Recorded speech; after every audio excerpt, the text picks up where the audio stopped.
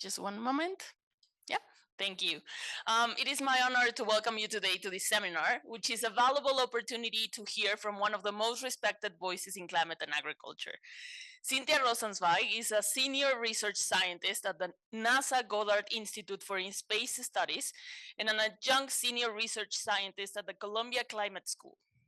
She is also a professor in the Department of Environmental Science at Barnard College. At NASA, she heads the Climate Impacts Group, whose mission is to investigate the interactions of climate on systems and sectors important to human well-being. Dr. Rosenzweig has organized and led large-scale interdisciplinary national and international studies of climate change impacts and adaptation in rural and urban settings. She is also the co-director of the Urban Climate Change Research Network and co-editor of the assessment reports on climate change and cities, the first ever global interdisciplinary cross-regional science-based assessment series to address climate risks, adaptation, mitigation, and policy mechanisms relevant to cities. She was co-chair of the New York City Panel on Climate Change, a body of experts convened by the major advising the city on adaptation for its critical infrastructure, and co-led the Metropolitan East Coast Regional Assessment of the U.S. National Assessment of the Potential Consequences of Climate Variability and Change, sponsored by the U.S. Global Change Research Program. Dr. Rosenzweig is a co-founder and member of the Executive Committee of the Agricultural Model Intercomparison and Improvement Project, AgMIP, a globally integrated transdisciplinary study of climate impacts on the agricultural sector at national and global scales, including the participation of over 1,000 leading researchers from developed and developing nations. This week, CIMMYT is honored to host the 10th AgMIP gathering at El Batan. This global event will bring together leading experts to address one of the most urgent challenges, climate change. With the theme Responding to Climate Change Urgency, AgMIP 10 aims to bridge science, technology, and policy to drive forward more resilient food systems. Dr. Rosenzweig has also been recognized as a 2022 World Food Prize laureate. Today, she will share her insights into the future of agricultural modeling and why it matters for global food systems and sustainability. Please join me in welcoming her. Why modeling? Why ag modeling, right? We see the beautiful fields where the field research so much the heart of the Green Revolution here at CIMMYT. Why do we need to make a model of that? It's okay, right? So I hope I'm going to, in the slides and talk I'm going to give, I hope I'm going to show you why it's so important that we work together from the field to the farming system, to the smallholder farmers, to the regions, to the countries, and to the globe, and why we need models to help tie all of that together to move forward to food security and nutrition security for all.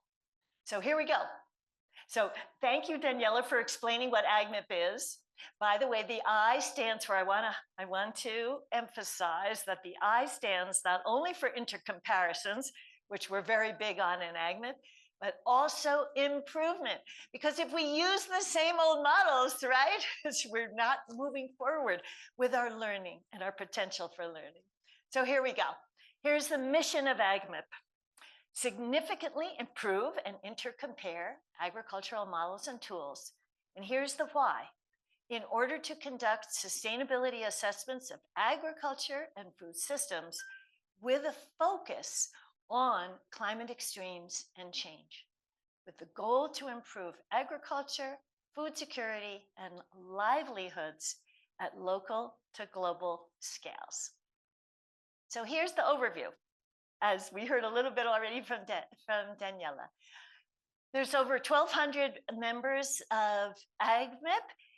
Think of these modelers all around the world, all the different systems, all the different types of modelers.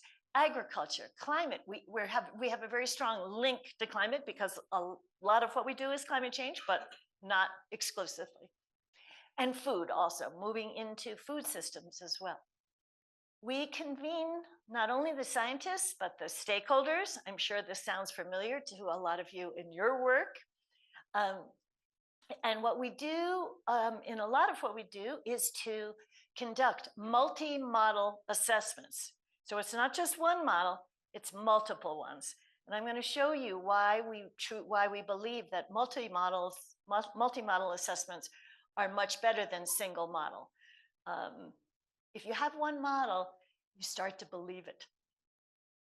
And we have to have an understanding of what is the range of uncertainty across our scientific understanding of these systems. We do biophysical and economic impacts. We test what are the practices, what are the technologies and incentives, and what are their effects. That's what models are good for. You can test, what about this management practice? What about that one? What about this policy change?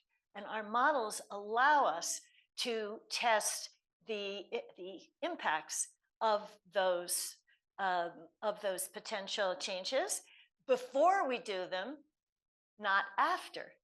And this also is a link to the field, because we can't in the field, you all know, we can't in the field test everything. So how do we decide what we're going to test? One of the clues is that models can provide one of the clues about which field experiments may be the ones we should go with, right?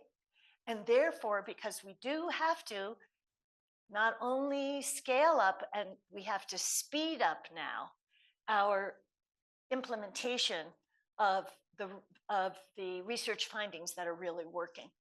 So the outcome of all of this on the AgMIP side, and really what all of you do too, is science-based for decision making. Okay, so just to prove that we really are a worldwide network, here are the photos. It was since 2010.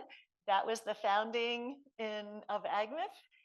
And some of the people who are coming to the AgMIP Global Workshop, some are here already, and I'm going to issue you an invitation later in the talk, have been at every single one. So, but we also have new researchers and colleagues and modelers coming every time. So feel free to join. It's very, very open network. This is just showing the last one that we held, the 9th Global, was held in New York City. We kept going through COVID. We held them online. We just never, ever give up. So there are 3 pillars of research and activity in AgMIP. On the bottom, that's like the soil. That's why it's brown. Next gen knowledge products, improved models, and data, right? We all always are working on that. Then we do coordinated global, national, and regional assessments. I was just telling you a little bit about that. I'm going to give some examples. And of course, modeling for healthy and sustainable food systems beyond just climate change. Those are the 3. How is AgMIP organized? I won't belabor this, but we have a steering council, but we also have the leaders forum at the top and the bottom. The leaders forum, our AgMIP, as you're going to see, is organized in teams to work together. So it's very flexible and fluid. It's not rigid. It's like, oh, let's see. We need to start working on wheat idea types in the modeling. And so the wheat team then follows, gets together and follows that. Oh, we need to understand the effects of ozone. So it's really self-organized, coming together to do science and modeling around key topics. That's how it works. And then each one of those teams has leaders, and then we bring those together for Leaders Forum. Because another theme of AgMIP is connection. So we want to bring the different groups together, because we're all scientists. We go very deep, right, into what we're studying. But really now, in order to solve the food security issues, we have to connect. And so we have research themes. I just showed you those. We have an executive committee that runs the day-to-day affairs of AgMIP. We have a wonderful coordination unit that's based at Columbia Climate School, who, for example, organized this workshop, and Natalie is here from the coordination union. And then we also do, so we have the topics, and then we also have regions. So because at the regional scale, and of course, that's also very important in terms of the regions are different. So we can't be saying one size or one answer fits all. Okay, so we have, this is what we call the petal diagram, and we have 60 plus initiatives. Let's see. So here so you can see from global economics to regional economics, global biophysical, regional interactions. Here are all the crop teams. Here's cross-cutting themes, representative agricultural pathways. The economists helped us do that. We've had scientists get together to study uncertainty.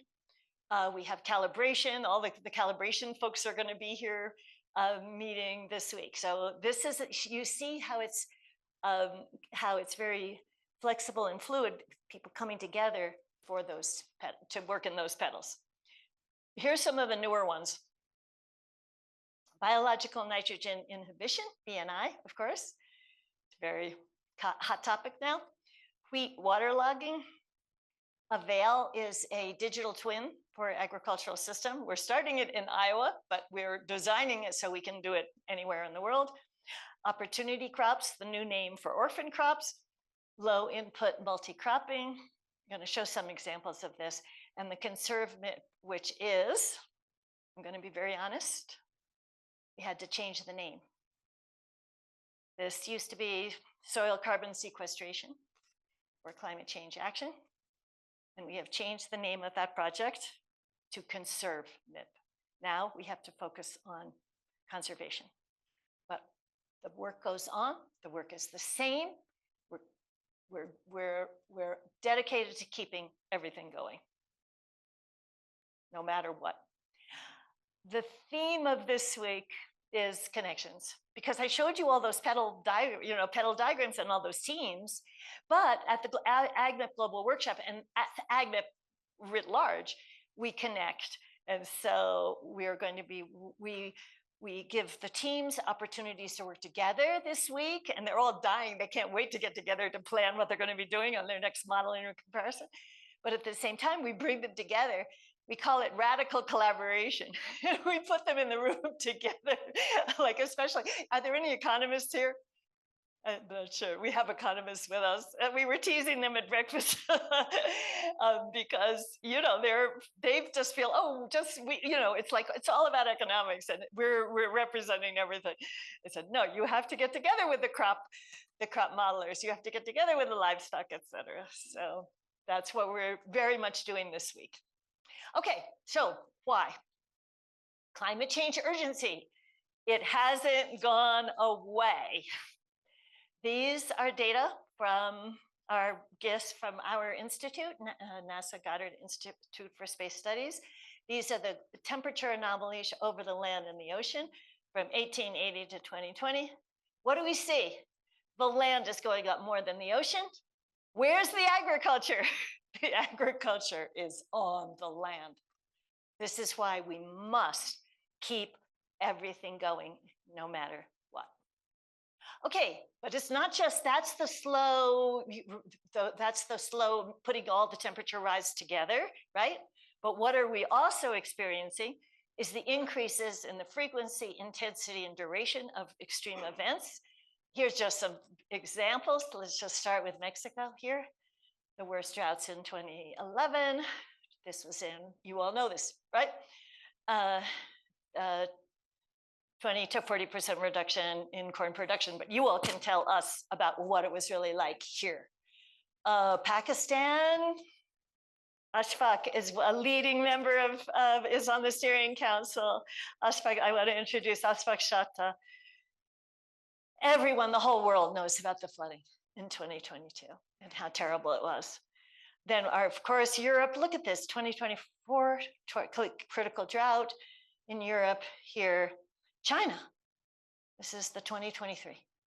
Now, the climate scientists and we work with them, I'm not saying every single part of all of these climate phenomena are attributable to climate change.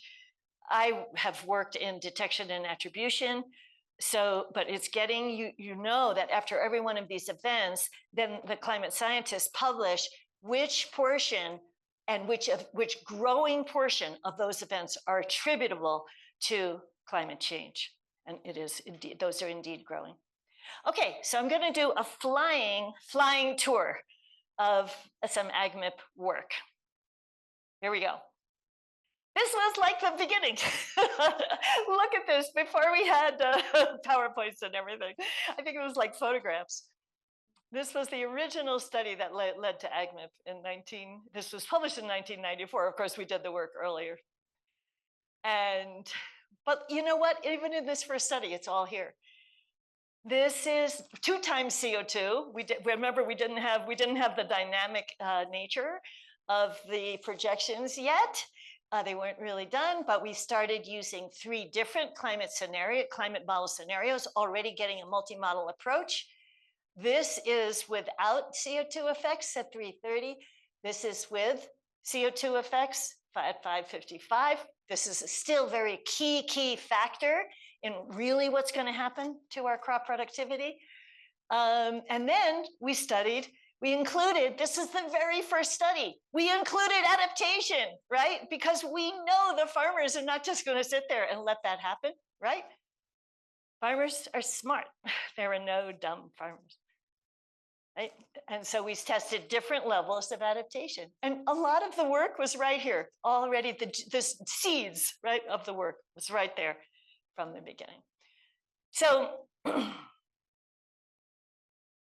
I mentioned that one of the main things that we do is bring the models together. In the beginning, the modelers were like tribal, and they felt my model is better than your model, and they really weren't working together at all. One of the key things activities that AgMIP really has done is it has brought, in this case, how many models did we say? Yes, 27 wheat models. When we started back in 2010, we thought there would be like 5 or 10 wheat models. They came all over the world. The wheat modelers came forward, and this was one of the early studies in actually 2013, and then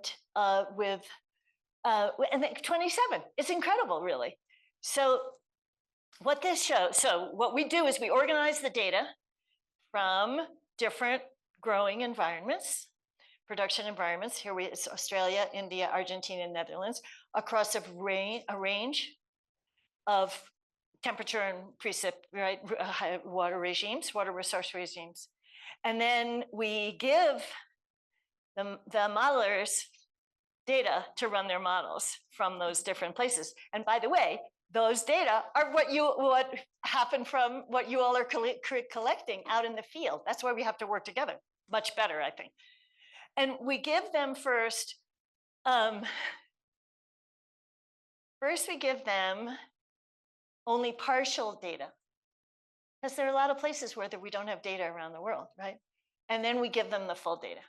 But in each case, under both poorly calibrated and well-calibrated models, the ensemble mean of the multiple models predicted yields more accurately than any one model. This is the heart of the model intercomparison. And we see it across all the environments. Now, that was the wheat modelers started it. Then I won't go into all the details, but then we extended to maize and rice. So it's 17 maize models and 13 rice models and 9 potato models and 9 soy models and all the different teams that we now have, and basically finding the same thing. So that's really a lot what AgMIP does. Now, fast forwarding to very recent work, this is the work of the Global Gridded Crop Model Initiative, GGCMI. It's led by Christoph Müller from PIC, Potsdam Institute for Climate in Germany, and Jonas Jägermeier, who is with us at Columbia. And we're doing the same thing. Here, so we're testing in the future. Here's now the new shared socioeconomic pathways with basically low amounts of greenhouse gas emissions, high greenhouse gas emissions. We do the same thing with the model mean and showing the variation. And what this is really looking at, the question now is, how soon will we see the effects of climate change? What are the models saying about that? And what we see is that that's this time of climate impact emergence. So we're seeing that the negative climate change impacts on maize appear in the 2020s. That's what's highlighted there, much earlier than was shown in the earlier climate change projections. And they were also more negatively affected. So this work was done for the IPCC, Intergovernmental Panel on Climate Change, sixth assessment. And these results that I just showed you were highlighted, were presented in the summary for policymakers of IPCC AR6. That's what these are for the different, it's translated into the global mean temperature rise. So we're really proud about that we went all the way to the global decision makers. So how am I doing on time? Okay, all right. I'm now going to share with you and invite you, first of all. First of all, I'm going to invite you, and then I'm going to share with you, I'm going to give you a preview of AgMIP 10. So please scan for the agenda, and please come to it. What's the name of the building? It's like over there? Is Isabel here? Or Natalie? I think not. She said it was. Yeah, exactly. What's the name of it? Yes, Knowledge Management Building. And perfect for AgMIP. I like it. So please scan for the agenda and please come. See if you can, if there's topics that interest you, please do come. You're all are welcome. Okay, so we have themes, we have plenaries, we have panels, but we have work groups also. It's not just a conference sitting around listening to talks. And these are the themes. And I'm not going to read them all now because I'm now going to show you one example for each one of the themes. First, science policy linkages for food systems. So what we do, besides those crop by crop intercomparisons, then we use the models and create wonderful integrated model projects. And Ashfaq knows in Pakistan, and he can speak to it. Maybe in the discussion, you could share. What's important, we feel, is that what we can do with the AgMIP modeling is that we can link across scales. So we do subnational scale analyses, like those ones, right, with the sites, for example, or the farming systems in the Punjab, for example. We do national scale analyses, and we do global scale analyses. And therefore, we can, when we go to talk with decision makers, for example, we work with national decision makers who are deciding how to invest in adaptation in their countries. And we can show them, oh, these regions are the most vulnerable, and help them decide how to invest. At the global scale, that's what the IPCC basically is. So we're doing for the entire global parties to the Paris Agreement. We're sharing with them, we're showing them what the global picture of climate change is for agriculture and food. So we then bring all of this, and in our modeling work, remember our stakeholder engagement teams, because we're not just sitting there in front of our computers doing this. we're sharing it and sharing it with stakeholders and decision makers. And they are saying, hey, you know what? We really want to see this in our models, not what you think is important. This is what's important to us. The next theme is technology. So this is the Avail project that I mentioned. So this is just to say, we bring remote sensing, we of course AI now. Here's our weather, or the weather and climate data.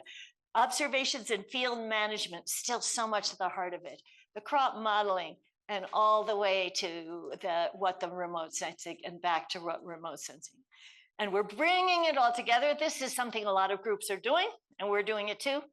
Bringing it all together now. We have the technology. It's how do you use it? How do you use it with stakeholders to really, really help them see this ability to work through what if? What would have happened if? So one is what if in the future, and then you can really learn a lot by doing it in the doing retrospective analyses as well. So that's the second theme. This one is really important, and I know so much of, I know what CIMMYT is working on too, the low input and low yielding environments. So we have a great low input team. This is with 16 maize models. You can see 4 different countries in Africa. And this work is really important because they looked at not only climate change, but they also looked at soil degradation. This is something Dr. Carey Fowler asked us about. So I'm sending him, I think the next slide is about the paper. So this is the model calibrations. So you can see how models, all told, no model is perfect, remember, but they can, used in this way, they can be useful. So what they learned is, these were the calibrations. So of course you have to get the models calibrated first to make sure they're doing as good a job as possible, which we see. Then we can go on to test and look at what's the effect of soil degradation, what's the effect of climate, and compare the two. And then they did treatments also without any inputs, only with nitrogen fertilizer, with organic amendments only, and combined organic and mineral fertilizer inputs. So you see testing, this is it's an example of testing the, basically the management strategies going forward under changing climate conditions. And this is the latest on the wheat team. So that was the low input team. And this is the wheat team with 12 wheat models. This just was published last year. This is amazing. Look at this. If I was explaining this, we have to get the wheat team to come and explain it. Come to the wheat team meeting. It's actually happening this morning. And Pierre and Frank and Heidi will explain it. But basically, this is what they are doing is they're using the models to test idea types of like what would be the perfect collection of traits to respond to climate change. That's what this is about.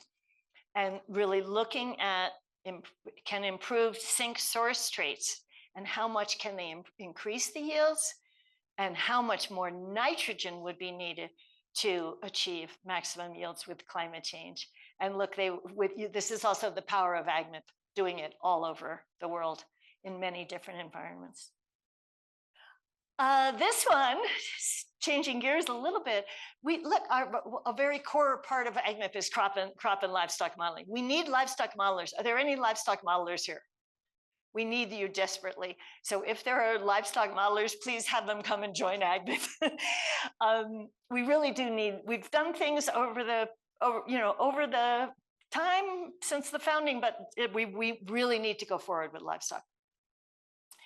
But what this is showing is we're now including hay and pasture in the land uses that we're now modeling. And of course, hay and pasture is the precursor to the livestock modeling. So that's what this is really showing. It's also showing a landscape approach. We have to go beyond the fields. because it's really, in any agricultural region, it's what's going on with the whole region, and what are the land use types. And so we're now beginning to bring in forest modelers. Oh, and I gave this talk to at the Lamont Doherty. It's a very prestigious research institution, and my colleague Dorothy Petit said, "Hey, Cynthia, you're not modeling wetlands." So, it's like sort of the potential expansions are really infinite of the modeling approach. This is VAX.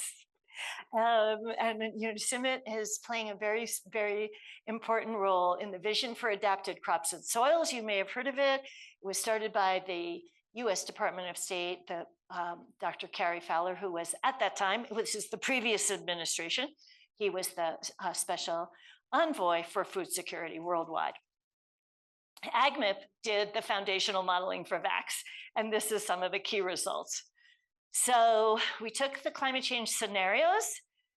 This is a high emission scenario in the 2050s, and we looked to see which crops had the largest decrease in yield with the climate change projections and which one had the largest increase in yield. And what we also did was, so there's been a lot of work on maize modeling, but we created new models for what are no longer called orphan crops, but they are the opportunity crops. And we had this amazing process with the breeders from Africa. And they were fighting for their crop. And they were, we want you to model this one, and we want you to model this one. But in the end, what we're showing here is, I'll do it here because this is the take-home point, which Dr. Fowler brought to the UNFCCC meeting. This is showing that the largest increase across Africa is really found under climate change conditions. Maize had the largest decrease, and the opportunity crops, fonio, teff, finger millet, pearl millet, sorghum. Of course, sorghum is, kind of course, a major crop as well. But they had the most resilience to climate change across most locations on the continent. And this is really the heart of VAX. And we're going to be working together this week to see how AgMIP can help, can contribute to the current phase of VAX. Okay, and this is, by the way, the QR code is coming, Natalie? Next one. So some AI shop, if you want to take this QR code, this is like the results that I just showed you in like fancy, super duper presentation. Okay, all right, we're coming to the end. Theme 6. This is about going beyond adaptation and embracing mitigation as well in crops, and livestock, but in crops and livestock. So we have a project in AgMIP called MACB, which is Mitigation and Adaptation Co-Benefits, because so much work has been done only on imposing the climate change scenarios onto the farming systems, right? But in the case of, for example, rice is a very strong emitter of methane, a major greenhouse gas. And so what we are doing in AgMIP is bringing the modeling together to be able to look at both mitigation and adaptation. And this is the project diagram for a project that we did in Bangladesh on rice. And I think the next one is showing the results. These were the regions that we tested. We tested conventional with complete flooding to the sustainable rice intensification. Do you do any work on rice here at all? No, that's Erie. And Tao Li, who's at Erie, was the crop modeler in this work. So we tested, so on the left is conventional to the SRI and alternate wetting and drying, the management. And then this is under the current climate. This is under the less extreme future climate. This is under the more extreme future climate, which we are unfortunately headed to. And what we see is here is reduction in emissions, potential reduction in poverty, and increase or little impact to yield. That's with conventional rice management, flooding, and changing to the sustainable rice with alternate wetting and drying.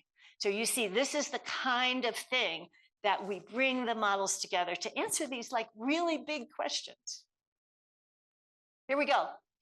Final thing.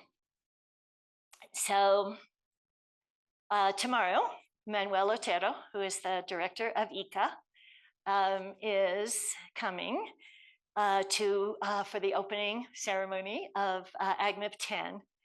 And we wrote an article together that's being released. And I just want to end with a quote from this. So it starts with all the catastrophe. I'm sure you've all heard so many talks about how, all the negative stresses and how bad everything is, right? In terms of agriculture and food, right? But then when we step back, right, we see, even as the global population has grown from 3 billion to 8 billion, the world produces 30% more protein and calories. However, we have to still keep working on the nutrition side, of course, right? Relatively modest increases in agricultural land, less than 9%. And the inflation-adjusted commodity prices are actually lower. So you see, we all collectively really have been doing a really important and actually great job. And because a key reason for these improvements is what a 2001 influential study, and I think it might have been done at CIMMYT. I forget who it was, but they called it the slow magic of science and technology applied to agri-food production. And this is the enterprise that we all together are working on. What we need to do now is do it faster because of the climate change. And so I want to end with, again, thanking all of you for your great work and really encouraging us all to work together from the field to the models to the globe. Thank you very much. I think that was it. Questions and discussion, but let's turn to Ashfa. Do we have a moment, Daniela? Ashfa, can you tell about AgMIP in Pakistan, please? Please introduce yourself. Thank you very much. My name is Ishfaq. I was heading the AgMIP Pakistan in two phases, 2012 and 14, and then 2016. And we mainly worked on rice wheat cropping system and cotton wheat cropping system. So when we were working on that, it was felt that we should involve the stakeholders in that.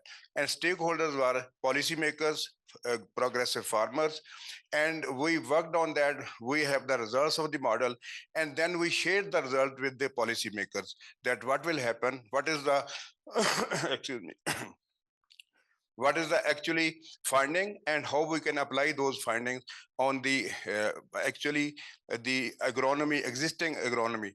And on the basis of this, we transform the existing technologies and production technologies in Punjab, Pakistan. And so this was very, very helpful. And because we all know climate change is not so important, but in our case, climate variability was very important. And it changed basically the production system, the time of sowing, and all that. So it was very much sorry.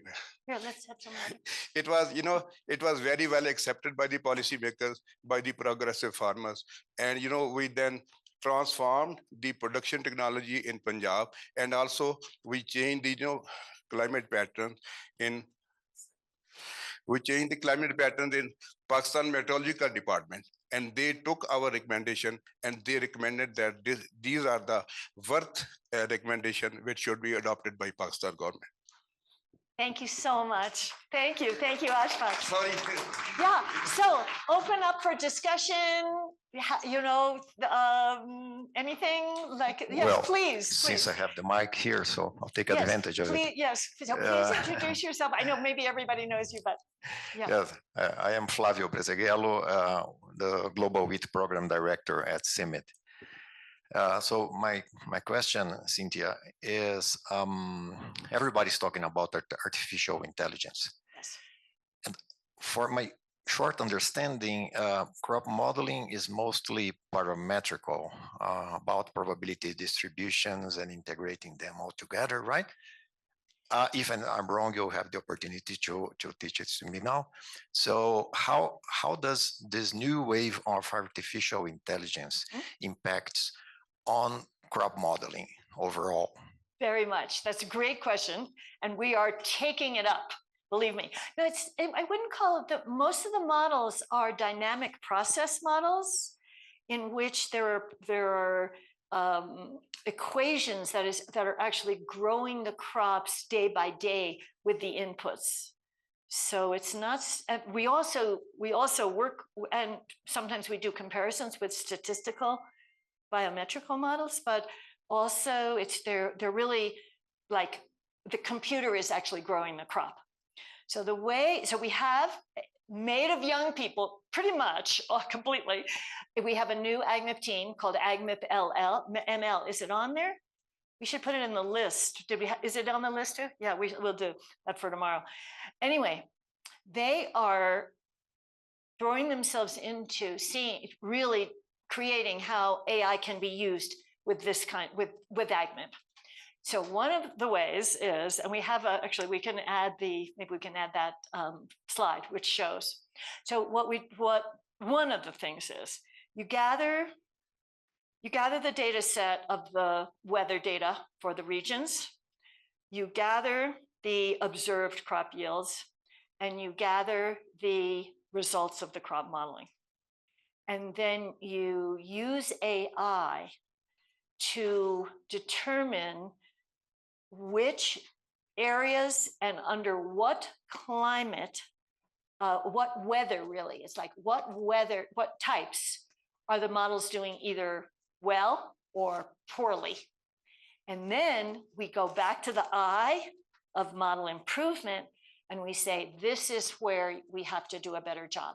For example, on frost in areas where there's frost, with high temperature, with heavy downpours. So that's one way that we're, that's one of the major ways that we're doing it.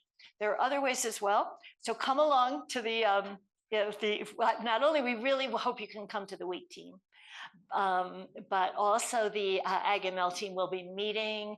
We'll have to look in the agenda. The AgML team will be meeting as well. And there'll be papers of how it's used. Yeah. We're embracing it. And in Avail also, that's a lot how we do it. Please introduce yourself. Yeah, I'm Kevin Pixley. Oh, hi. I have. You're coming tomorrow, right? Absolutely. I have two questions, one easy and one not so easy. Okay, not easy first. I always say to my students. No, the easy one first. Does bad news first. Does AgMIP offer service provision? You know, if a project wants help in this area, do you offer for a charge or for free, even better, service? And the second question is, it looked to me on your maps, almost without exception, it was bad news, expected and modeled. And I would have expected Canada, for example, was probably jumping for joy. Well, not quite, but very well benefited. And what I'd be interested in working on is modeling what are the options to actually take advantage of changing climate. Yep, absolutely. And turn it in our favor. Is that something you're working on? Yes. Okay. So the first one is, do we provide service? So I'm trying to get back to the original map. Yeah. Okay. Just what you said from the beginning, the high latitudes are doing better, including Canada is doing better. So the models definitely show that. One of the things is you have to think about it over time. And if climate change is not controlled, the negative pressures basically prevail in most places, but not necessarily in the beginning. And a lot of that has to do with the effects of carbon dioxide in regard to photosynthesis and water use efficiency. So you're balancing like sort of often good and bad. Anyway, but just that's your second question. Back to your first question. So the way we work is we absolutely would love to go into developing projects on the service side. We don't sort of call it that, but we definitely do that. And in fact, that's really what we did in the project that Ashfaq was telling about. It was focused on certain systems and regions, and we went in, we formed teams, we worked with obviously the local experts who absolutely know the systems. But we put together these teams that have climate specialists, crop specialists, econ specialists. You're right. The economy. We do livelihoods, farmer livelihoods. Always the Bangladesh work that I showed. It's all there from the beginning because you can't add things in at the end.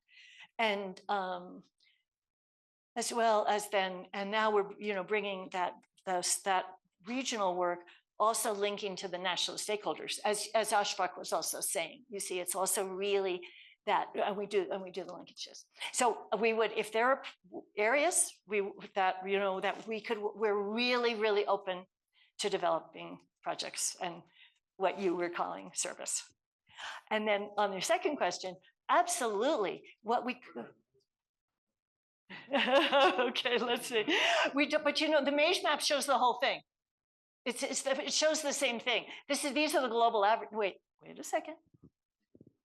Wait. These are the global averages. So the area of the maze that is negative is really quite negative, and that's what you're seeing here. But absolutely, we'll show it to you tomorrow. Jonas is here, who made them, and we'll show you the maps. It's the same. Basically, it's exactly the same as what we did in 1994. It's not all negative. And we are absolutely dedicated to taking advantage. And that's what the models can actually really, really do. They're really, really good at that.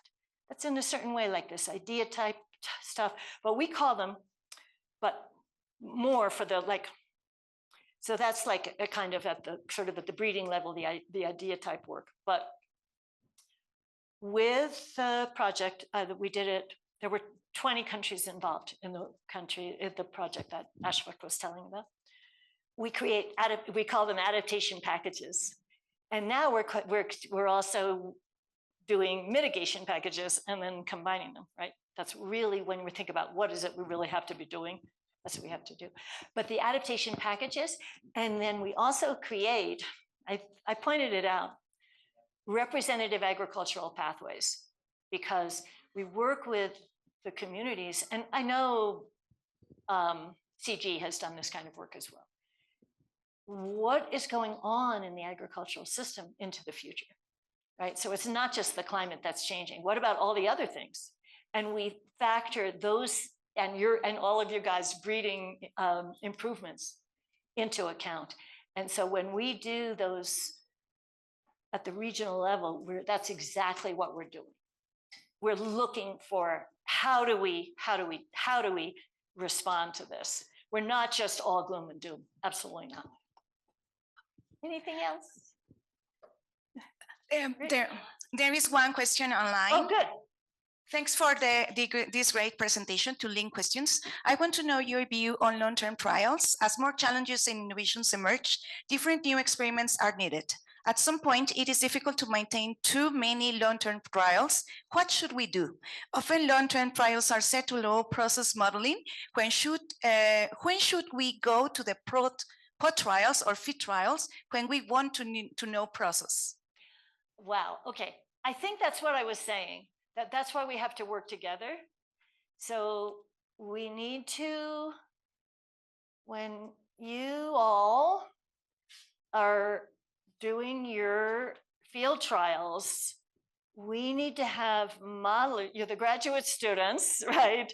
The graduate students from the breeding side and agronomy side and the modeling side all have to be there in the field collecting the data so that we have the models from the beginning, right? Then when we have these, as we improve the models, right? Then we can be seeing what is working, what's not. Not only we can see, okay, and then we test also under client. You see, in the field, we can't. I mean, I know we can put in rain. You know, we can do it a little bit. You know, but you know, it's like testing for climate change, and because I worked with those wonderful, wonderful scientists for years with the tunnels and the CO2 and phase experiments and the high temperature and then the rain tents so it doesn't rain and all that. So it's great, but then the models allow you to test so much more and in so many more environments.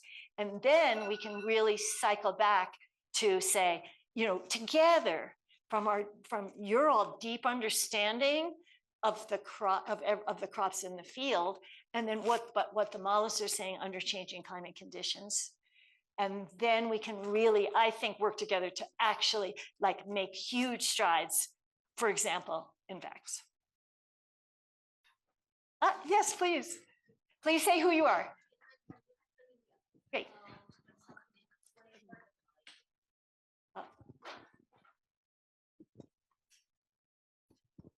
I'm Dhanya, coming from South India. I'm Dr. Geeta Lakshmi ma'am's student. Geeta Lakshmi ma'am's student. Yes, Geeta. Yeah. Our Geeta, our favorite, our favorite crop modeler in India. Yes, ma'am. Everybody was asking questions, so I got some doubt regarding the wild boar menace, wild boar animal conflicts, no? Wild boar and peacock that is creating havoc in South India. So that is completely destroying the crops. So in the socio SSP, in the SSPs, yes, can we attribute that or parameterize this component like percentage change in yield? Are you putting that as a component or how that is possible? Wonderful. Thanks for the question. If I want to make sure I understand it. It has to do with livestock destroying crops. Yes. I mean, that interaction. And then it's like, can we include this kind of effect in the shared socioeconomic pathways or the representative agricultural pathways? And the answer is absolutely yes. That's the whole point, that for whatever system that we're working on together, what are the main issues? If this is a main issue, we have to put it in. So we're part of Alex Ruane, who's the science coordinator of AgMIP. He's on the board of the, it's called Iconics. They're the group that creates the SSPs. And we have been telling them for years, you can't just be creating these global pathways. We have to link to the regions and the sectors and the regions.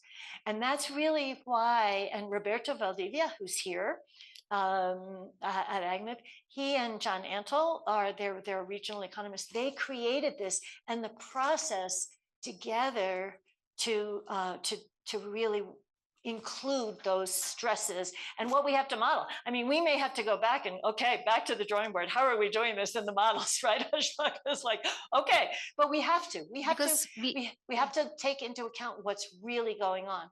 Actually, we never got a solution for this. So at least we need to put that in. Definitely, yes. The actual yield is much lesser than the model yield is always it is kind of 3,000 to 4,000 kgs per hectare for rice, wow, especially. Yeah. But the actual yield is 1,200.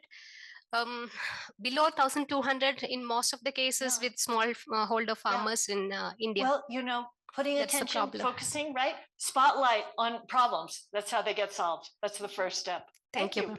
Thanks. Thank you. Thank you so much for this seminar. Please, everyone, a round of applause for Dr. Thank you. Thank you so much. And then, yeah, thank you. Thank you so much.